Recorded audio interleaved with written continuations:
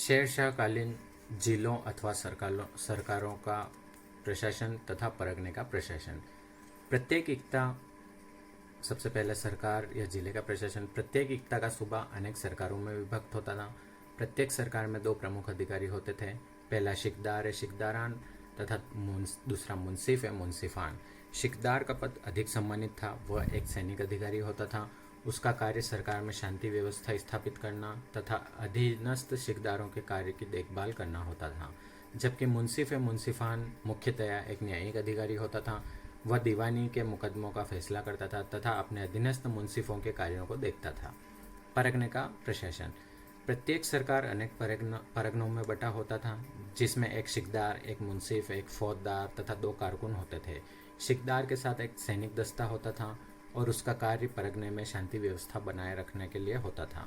मुंसिफ का कार्य दीवानी मुकदमों का निर्णय करना तथा भूमि की नाप एवं लगान की व्यवस्था करना था।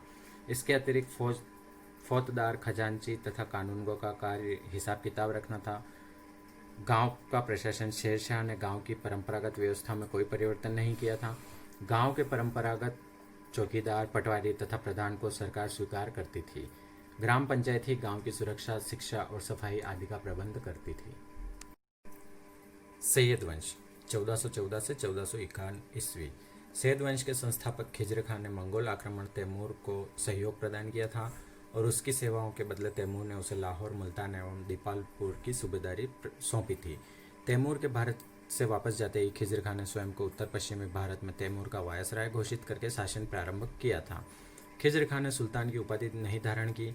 वह रैयत आला की उपाधि से ही संतुष्ट रहा। उसने अपने सिक्कों पर तुगलक शासकों का ही नाम रहने दिया। उसका मूल उद्देश्य तुर्क एवं अफगान सरदारों को संतुष्ट करना और अपनी प्रजा की सहानुभूति प्राप्त करना था। उसने एक संप्रभुता संपन्न शासक के रूप में शासन नहीं किया, अपितु वह तैमूर के पुत्र एवं उत्तराधिकारी शाहरुख के प्रतिनिधि या डिप्टी के रूप में शासन करने का दिखावा करता रहा। मुबारक शाह 1421 से 1434 ईस्वी ने शाह की उपाधि धारण की। उसने अपने नाम का खुतबा पढ़वाया और अपने नाम के सिक्के चलवाए। उसने तारीख मुबारक शाही के लेखक याहिया बिन सरहिंदी को संरक्षण प्रदान किया था। मोहम्मद शाह ने बहलोल का सम्मान किया और उसे अपना पुत्र कहकर पुकारा तथा खान खाना की उपाधि से विभूषित किया। अलाउद्दीन आलम शाह 1443 से 1451 ईस्वी इस वंश का अंतिम शासक था। बहलोल लोदी ने इसे गद्दी से उतार दिया तथा लोदी वंश की नींव रखी थी। शेरशाहकालीन केंद्रीय एवं प्रांतीय प्रशासन। केंद्रीय प्रशासन। शेरशाह का केंद्रीय प्रशासन अत्यंत केंद्रीकृत था। शासक स्वयं शासन का प्रधान होता था और संपूर्ण शक्तियां उसी में केंद्रित होती थी। शासन को सुचारू रूप से संचालित करने के लिए निश्चय ही मंत्रियों को नियुक्त किया गया था, किंतु वे मुगलकालीन मंत्रियों की तरह विस्तृत अधिकार संपन्न नहीं होते थे। मंत्री स्वयं निर्णय नहीं लेते थे, बल्कि वे केवल आदेशों की पालना ही करते थे। इस प्रकार एक तरह से सरकारी कर्मचारी के रूप में वे कार्य करते थे। मंत्री। शेरशाह ने सल्तनतकालीन व्यवस्था के आधार पर 4 विभागों की व्यवस्था की थी। पहला दीवान वजारत। यह लगान और अर्थव्यवस्था का प्रधान था। राज्य की आय व्यय की देखभाल करता था तथा अन्य मंत्रियों के कार्यों की देखभाल भी इसका दायित्व था। दूसरा दीवान आरिज। यह सेना के संगठन, भर्ती, रसद, शिक्षा और नियंत्रण की देखभाल करता था, किंतु यह न तो सेनापति और न ही सैनिकों की भर्ती करता था। यह सारा दायित्व शेरशाह स्वयं पूरा करता था। तीसरा दीवान रसालत। यह विदेश मंत्री की भांति कार्य करता था। अन्य राज्यों से पत्र व्यवहार और उनसे संपर्क रखना भी इसका मुख्य दायित्व होता था। यह कभी कभी राज्य की ओर से दिए जाने वाले दान की देखभाल भी करता था। चौथा दीवान इंशा। इसका कार्य सुल्तान के आदेशों को लिखना, उसका लेखा रखना तथा राज्य के विभिन्न भागों में उसकी सूचना पहुंचाना होता था। Doctor A.L. श्रीवास्तव के अनुसार दीवान काजी और दीवान वरी नामक 2 अधिकारी भी मंत्री पद के ही समान थे। दीवान काजी न्याय करता था, जबकि दीवान बरी राज्य के गुप्तचर विभाग और डाक व्यवस्था की देखभाल करता था। प्रांतीय प्रशासन। शेरशाह ने अपने संपूर्ण साम्राज्य को 47 सरकारों में विभाजित किया था।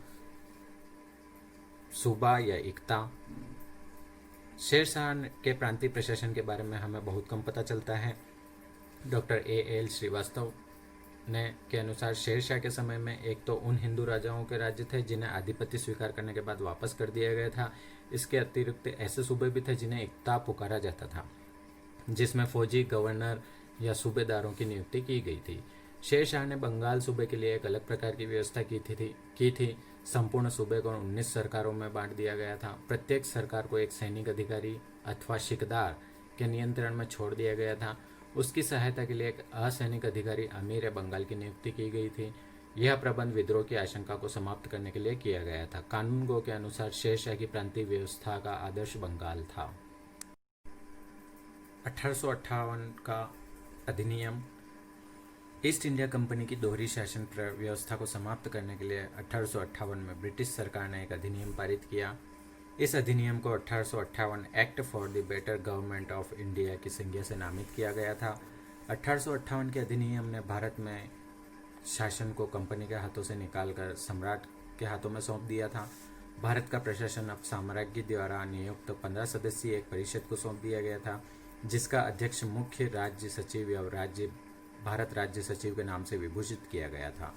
राज्य सचिव को उस समय तक डायरेक्टर्स के बोर्ड तथा नियंत्रण बोर्ड दोनों बोर्डों की संयुक्त शक्तियां मिल गई थीं। इस प्रकार 1784 के पिट्स इंडिया एक्ट द्वारा लागू द्वैध शासन प्रणाली को समाप्त कर दिया गया था।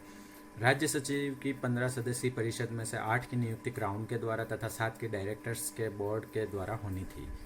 अधिनियम में एक महत्वपूर्ण व्यवस्था यह थी कि इन सदस्यों में से कम आधे ऐसे लोग थे जो भारत में 10 वर्ष तक सेवा कर चुके थे। परिषद की भूमिका केवल परामर्शदाता के रूप में थी और प्रायः बहुत से मामलों में राज्य सचिव का निर्णय ही अंतिम हो सकता था। भारत के गवर्नर जनरल को अब वायसराय की उपाधि मिली, जो क्राउन का सीधा प्रतिनिधित्व था। राज्य सचिव को भारत से प्राप्त मालगुजारी का लेखा प्रतिवर्ष संसद के सामने प्रस्तुत करना पड़ता था। उसे भारत के नैतिक एवं भौतिक विकास की रिपोर्ट भी संसद को देनी पड़ती थी। भारत के राज्य सचिव को एक विकास निगम बॉडी कॉरपोरेट घोषित किया गया। राज्य सचिव ब्रिटिश मंत्रिमंडल का सदस्य होता था, इसलिए वह ब्रिटिश संसद के प्रति उत्तरदायी था। कन्वेंटेड सिविल कोर्ट में नियुक्तियां खुली प्रतियोगिता द्वारा की जाने लगी, जिसके लिए राज्य सचिव ने सिविल सर्विस कमिश्नर की सहायता से नियमों की उत्पत्ति की।